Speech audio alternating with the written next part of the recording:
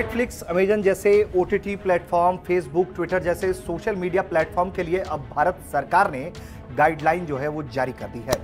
केंद्रीय मंत्री रविशंकर प्रसाद और प्रकाश जावड़ेकर ने प्रेस कॉन्फ्रेंस में जो गाइडलाइन बनाई गई है इसकी जानकारी देश को दी है। वो क्या गाइडलाइंस है, वो अहम क्यों है, ये सब कुछ हम आपको इस वीडियो में बताने जा रहे हैं। नई गाइडलाइंस के मुताबिक सोशल मीडिया प्लेटफॉर्म को किसी भी आपत्तिजनक कंटेंट की शिकायत होने पर उसे हटाना होगा। साथ ही डिजिटल मीडिया को इलेक्ट्रॉनिक मीडिया की तरह ही सेल्फ रेगुलेशन करना होगा, यानी कि जिस तरीके से इलेक्ट्रॉनिक मीडिया एक स्वतंत्र बॉडी है खुद को मॉनिटर करने के लिए, वैसे ही अब डिजिटल मीडिया में भी ऐसा ही सेल्फ रेगुलेशन की थ्योरी लाई गई है। इस पूरे मामले पर जो सरकार का पक्ष है वो ये कि सोशल मीडिया प्लेटफॉर्म का भारत में व्यापार करने का स्वागत है, वो सबको आमंत्रण भी दे रही है, उसका कोई रोक टोक भी नहीं है। लेकिन सरकार के और इसके साथ सरकार ये भी कह रही है कि सरकार आलोचना के लिए भी तैयार है, लेकिन सोशल मीडिया के गलत इस्तेमाल पर भी शिकायत का फोरम मिलना चाहिए। मतलब एक तरफा बात नहीं होनी चाहिए। अगर कोई कंटेंट आपत्तिजनक है तो उसको शिकायत का भी फोरम हासिल होना चाहिए। सोशल मीडिया के लिए जो गाइडलाइंस जारी की गई हैं उसे 3 महीने में लागू कर दिया जाएगा। तो जो सिग्निफिकेंट सोशल मीडिया होगा उनको 3 काम करना पड़ेगा। पहला, you will have to have a chief compliance officer resident in India, responsible for ensuring compliance of the acts and the rules. Second, a nodal contact person resident in India for having 24/7 coordination with the law enforcement agencies. तीसरा है, appoint a resident grievance officer who shall perform the grievance redressal mechanism as I indicated. And next is, you must publish a monthly compliance report कि आपके पास कितने complaints आए, आपने उन पर क्या कार्रवाई किया और क्या रिड्रेसल किया। रविशंकर प्रसाद ने कहा है कि भारत में व्हाट्सएप के 53 करोड़, फेसबुक के यूजर जो हैं वो 40 करोड़ से अधिक है और ट्विटर पर 1 करोड़ से अधिक यूजर हैं। ये आंकड़ा ट्विटर का लगभग 2 करोड़ के करीब है। भारत में इनका उपयोग है वो काफ़ी होता है इन तमाम सोशल प्लेटफॉर्म्स का, लेकिन जो चिंताएं जाहिर की जाती हैं उस पर काम करना जरूरी है, जैसा कि सरकार कह रही है। सुप्रीम कोर्ट ने ऑनलाइन प्लेटफॉर्म पर डाले जाने वाले कंटेंट को लेकर पहले भी चिंता जताई थी। जिस तरीके की जो बातें सामने आ रही थी उसको लेकर कोर्ट ने भी कहा था कि इसको लेकर गाइडलाइंस जो है वो बनाई जानी चाहिए। उसी के निर्देश के आधार पर भारत सरकार ने इसको लेकर जो है वो गाइडलाइंस तैयार की हैं।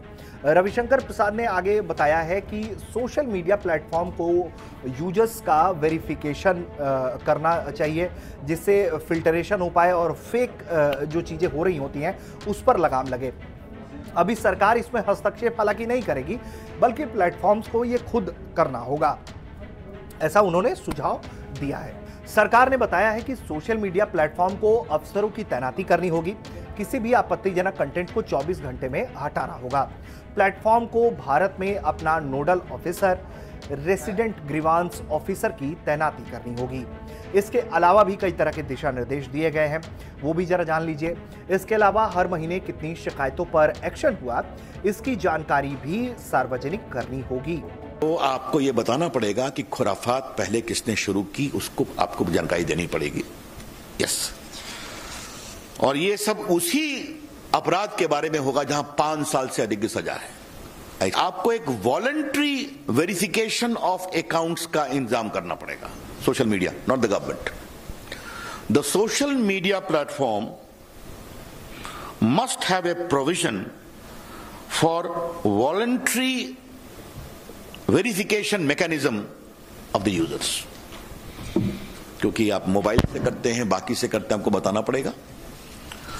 और एक अंतिम बात है कि 2 बातें कहूंगा कि अगर कोई अनलॉफुल इंफॉर्मेशन आपके प्लेटफॉर्म पर है, again if there is a court order और एप्रोप्रिएट गवर्नमेंट डायरेक्ट्स दैट, तो आपके law and order, integrity of India, sovereignty of India etcetera, तो आपको उसको हटाना पड़ेगा। सरकार का कहना है कि निगरानी के जरिए अफवाह फैलाने वालों पर कार्रवाई हो सकती है। इसके साथ ही ये भी पता चलेगा कि अफवाह फैलाने वाला पहला व्यक्ति कौन है, उसकी जानकारी संस्थान को देनी जरूरी होगी, क्योंकि उसके बाद ही लगातार वो सोशल मीडिया पर जो वो फैलता रहता है वो कंटेंट, तो इसका मूल जनक कौन होता है उस तरह के अफवाह फैलाने वाले का, उस तक भी सरकार अपनी पहुंच रखना चाहती है सुरक्षा के लिहाज से।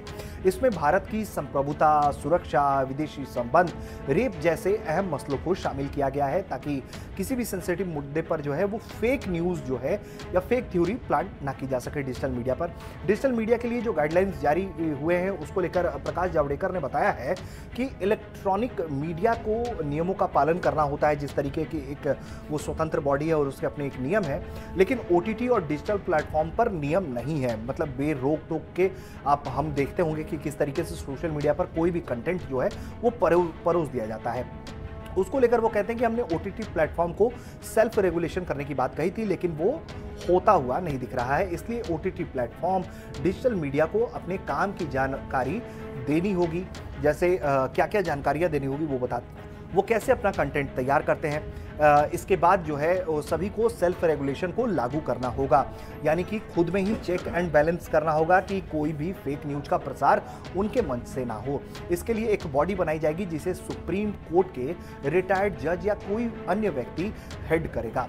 इलेक्ट्रॉनिक मीडिया की तरह ही डिजिटल प्लेटफॉर्म को लेकर भी जो है वो गलती पर माफ़ी प्रसारित करनी होगी, जैसा कि हमने टीवीओ पर देखा है कि उसको वैसा ही ठीक डिजिटल मीडिया को भी माफ़ी प्रसारित करनी होगी और यूजर को जानकारी देनी होगी कि उनसे ये तथ्यात्मक रूप से गलती हुई है। और भी कई बड़ी जानकारियां सामने जैसे जैसे आएंगी उसको लेकर हम लगातार अपडेट करते रहेंगे। कुल मिलाकर डिजिटल मीडिया पर जिस तरीके से अफवाह, गलत खबरें प्लांट करके पैनिक क्रिएट करने की कोशिश की जाती है, लोगों की भावनाएं होती हैं उनको ठेस पहुंचाने की कोशिश होती है कई बार कंटेंट से, तो उन सब चीज़ों को ध्यान में रखते हुए सरकार जो है ये नई गाइडलाइंस लेकर आई है। आपको ये वीडियो कैसा लगा आप ये कमेंट करके बताइए। देखते रहिए भारत तक। नमस्कार, जय हिंद।